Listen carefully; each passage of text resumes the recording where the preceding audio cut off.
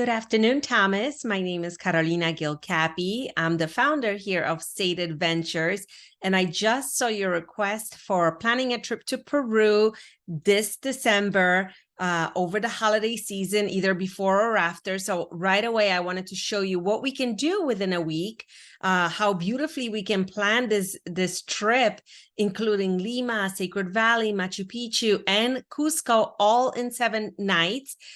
So I thought it would be easier to just jump on here and share my screen, go through the itinerary together, and then you let me know what works, what doesn't. And in the meantime, I will be checking availability with the hotels, and also I'll be holding the rooms for you. Since you have 9 or 10 adults or people traveling, let me know the ages, because if there are children traveling, I can get some discounts from the hotels, and of course, discounts on trains and things like that. So it's really important to kind of know who's going, how many rooms do we need.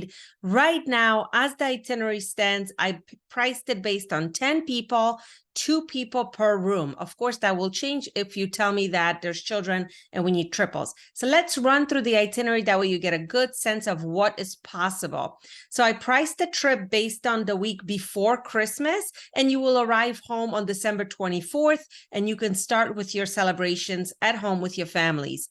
So December 16th, you're going to take that international flight to Peru. You're going to arrive in Lima, and then my team will be waiting there for you in Lima with a big State Adventure sign with your names on it, a private car outside for 10 people. It'll be like a minibus, all the space for your whole family, my crew, and also all your luggage. Then that flight will most likely arrive in the evening. We'll take you right to the hotel. So there are many wonderful hotels in Lima, and the one I chose for you is the Miraflores Park Plaza. I really love this hotel for families because it has a huge rooftop pool. Everybody can enjoy. December is really warm in Lima, so you can swim. And of course, the views of the ocean are a nice start to the trip. Miraflores is a Belmont property, so the restaurant is fantastic, the service is fantastic. So even though it is the peak season because it's holidays and it's very busy, I know for sure you will be well cared for there. Now, December 17th, my team will come back after breakfast. We always include breakfast at every hotel. All your taxes and fees are prepaid so that there's nothing out of pocket when you're at the property. When my team arrives here today, we're going to show you the best of Lima. And the way we do that is not only tackle the highlights, the main square, the cathedral, but also go behind the scenes. We like to go off the beaten path. We like to go to the Larco Museum, which is really, really interesting. It's a very small museum, very easy to tackle in 1 hour. We like to have lunch at Huacapuclana ruins, which were recently discovered in Lima, less than 20 or 30 years ago. And then we like to kind of do the tour where you combine it between seeing the sights, but also eating your way through the city. So we'll have snacks, we'll have pisco sours, we'll have ceviche, we'll learn how to make ceviche, and so on and so on. This way, you're not just in a car looking out the window, but you're truly acting like a Lima resident, going in and out, sharing the city with your family, and really going to all the colorful neighborhoods.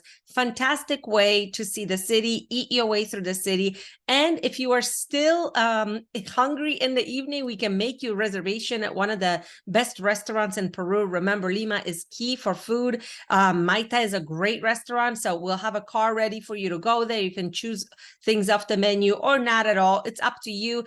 Just let me know how you feel about going out for dinner tonight. And then the next day, we are ready to go off to Cusco by flight. It's about an hour-long flight.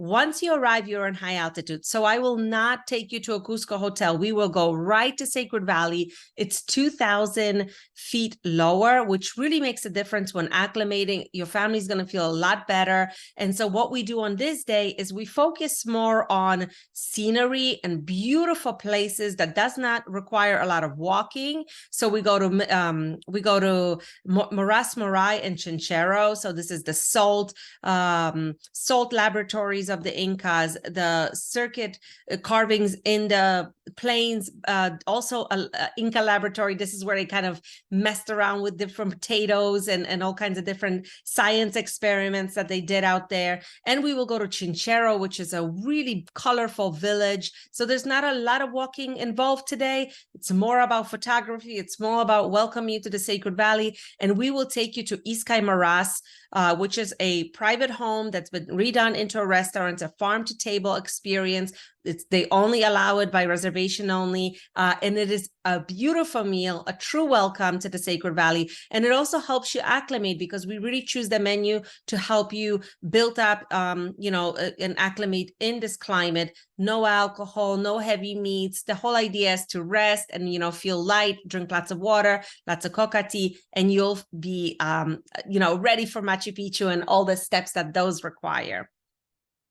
The hotel that I chose in the Sacred Valley for you is the Inca Terra. This is a Peruvian chain, the best chain in Peru. It's quite stunning. All the local art is incorporated into the rooms. Of course, they choose the amazing locations. So I think you'll be really happy here. And what we've done is also included dinner, because Sacred Valley is like a big countryside. So there's not really any place to go out to dinner except your hotel. So why not have the chef prepare something ahead and have it included and not worry about it for the next 2 nights?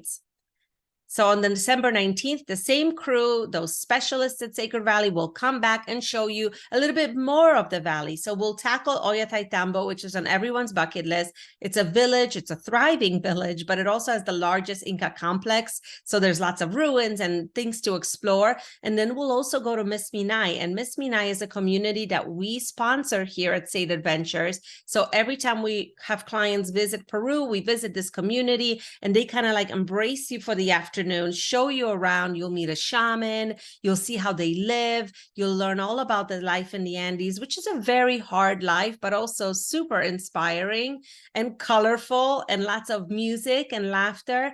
And they, ladies here, will prepare a very special ceremony called Pachamanca, which is where they cook the food underground. So you'll have quite an interesting experience here before going back to your hotel and spending the night there and having dinner there. Because the next day, day 5, that's our day to Machu Picchu. So we'll wake you up in the morning after breakfast, go to the train, ride the train for about 2 hours. That's a glass dome train. It's beautiful. It's called Vista Dome.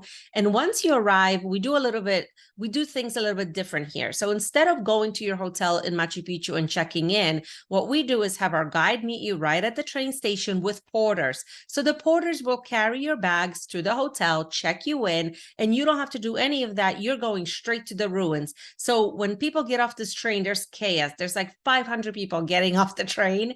Everybody's trying to figure out where to go and what to do. And we just whisk you away right to the ruins by a shuttle and have our first experience at Machu Picchu, have a proper tour with a historian guide. It's a great experience.